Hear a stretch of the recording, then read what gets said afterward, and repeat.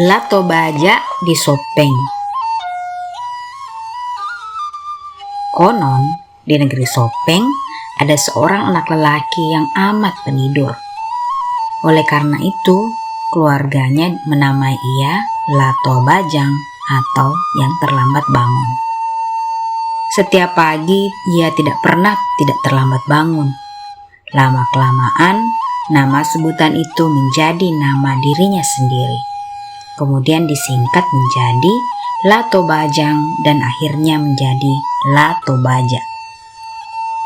Ketika sudah agak besar, ia terkenal pandai dan fasih berbicara. Terdengarlah beritanya oleh Datu Sopeng. Lalu ia dipanggil ke istana dan dijadikan pembawa acara. Di istana itulah pengetahuannya kian bertambah. Kian pandai menyusun kata-kata dan mengetahui adat istiadat. Bertambah sayanglah raja kepadanya. Ia diangkat sebagai kepala pembawa acara. Ia juga mengepalai pesuruh 12. Termasyhur pandaiannya bersilat kata kemana-mana, baik di Sopeng maupun di negeri tetangganya seperti Wajo, Bone, Makassar, Luwu, Lima Tajepareng, Mandar, dan Masen Rengkulu. Masuknya Baringeng, Goa-Goa, dan Marioriawa menjadi wilayah Sopeng pada waktu perjanjian bertiga antara Bone, Wajo, dan Sopeng karena Latobaja lah yang mengatakan pada orang pandai dari Bone, Rajau Lalidung, serta orang pandai dari Wajo Lapadaka bahwa Sopeng ajak engkau bersatu. Padahal ia adalah anak manisnya Goa. Apa yang akan kau berikan untuk menyuruhnya meninggalkan orang tuanya? Kata orang pandai dari Bone dan Wajo. Apa sajakah kehendak Sopeng? Menjawab guru dan pesuruh setia Sopeng, Latobaja. Engkau Bone, berikan Baingeng, Goa-Goa, dan Cita kepada adikmu Sopeng, dan engkau Wajo, berikan adikmu Marioriawa. Menjawab Kajau Lalidong dari Bone dan Lapudaka dari Wajo. Kalau dikehendaki oleh dewata yang satu, jadilah bersatu Bone, Wajo, dan Sopeng. Seandainya hanya itu alasan Sopeng. Itulah sebabnya Latobaja sangat disukai oleh Datu Sopeng. Pada suatu waktu, Latobaja datang menghadap Datu Sopeng. Berkata raja, "Apa hajatmu guru? Maka sekarang engkau datang lagi." Berkata Latobaja, "Hamba baru saja sembuh dari sakit. Sekarang sudah agak baik. Hanya karena rinduku pada tuanku, maka hamba usahakan datang ke istana." Timbullah belas kasihan raja melihat dan mendengar perkataan kepala pesuruh yang setia. Lalu katanya, "Apa yang dapat kuberikan kepadamu sebagai penghibur hatimu?" Kata Latobaja, "Jika ada belas kasihan tuanku pada hamba ini, inginlah hamba mendapatkan rahmatmu berupa cenderanamu dan paumu. Akan kuambil Gandra menjadi sumber pencaharian." Menjawab raja, "Ambil sajalah guru, aku memberikannya kepadamu. Tidak ada artinya yang engkau kehendaki itu." Setelah itu, Latobaja memohon diri. Ia bersegera pergi ke Cendrana menemui Pak Bicara Cendrana. Disampaikannya kepada Pak Bicara itu akan hal ia diberi Cendrana dan pau oleh raja. Kata Pak Bicara itu, "Sangat percaya saya akan perkataanmu itu, Andre Guru. Tetapi ada baiknya kalau kita perhadapkan kembali kepada raja. Entah besok atau lusa, menurut waktu Tuan kehendaki." "Ya, benar perkataanmu itu. Sebaiknya lusa jika ada waktu, Tuan," jawab Latobaja. "Ya, baiklah," kata Pak Bicara Cendrana. Kemudian Latobaja pergi ke Gandra hendak menyampaikan perkataan raja kepada Salewatang Gandra. Langsung ia bertemu dengan Sulewatang itu. Disampaikannya bahwa ia diberi Gandra oleh raja. Adapun jawaban Sulewatang Gandra tidak ada ubahnya dengan jawaban Pak Bicara Cendrana.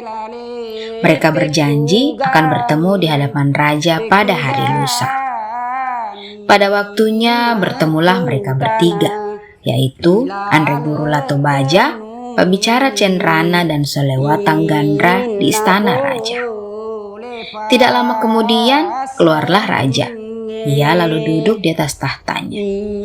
Katanya, "Apa maksud bertiga datang menghadap?" Berkatalah Tobaja, "Daulat tuanku, hamba bertiga datang menghadap di bawah duli tuanku. Hendaknya memperjelas akan hal hamba sudah diberi oleh tuanku Cenrana, Pao dan Gandra ketika hamba menghadap di bawah duli tuanku kemarin dahulu." Bagaimana lagi, Andre Guru, caramu mengemukakan kata-kata kemarin dahulu ketika engkau meminta Cenrana Pao hendak kau jadikan Gandra? Ulanglah, biar saya dengar dan didengar juga oleh Pak Bicara dan Sulewatang, kata raja. Menolak atau baja, hamba memohon maaf sekiranya hamba bersalah, tapi tidaklah rasanya hamba ini hilang. Timbul belas kasihan tuanku melihat hambanya baru sembuh dari sakit, lalu berkata kepada hambanya, "Apa yang dapat kuberikan padamu sebagai penghibur hatimu?"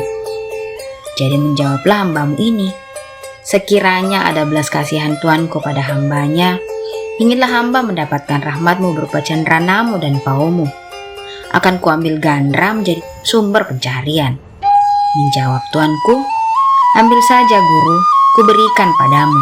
Tidak ada artinya yang engkau kehendaki itu." Demikianlah kata-kata hamba serta jawaban tuanku pada kemarin dahulu itu.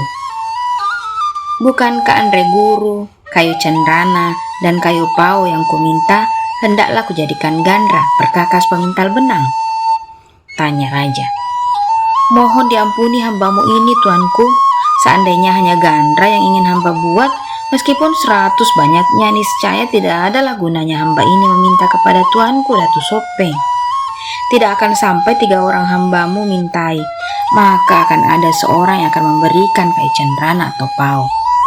Hambamu ini juga ada memiliki sebuah ladang yang ditinggalkan oleh ayah hamba. Di dalamnya ada beberapa pohon lainnya. Ketika hambamu mengatakan Pao dan Cenranamu, jelas kampung Cenrana dan kampung Pao yang hamba maksudkan.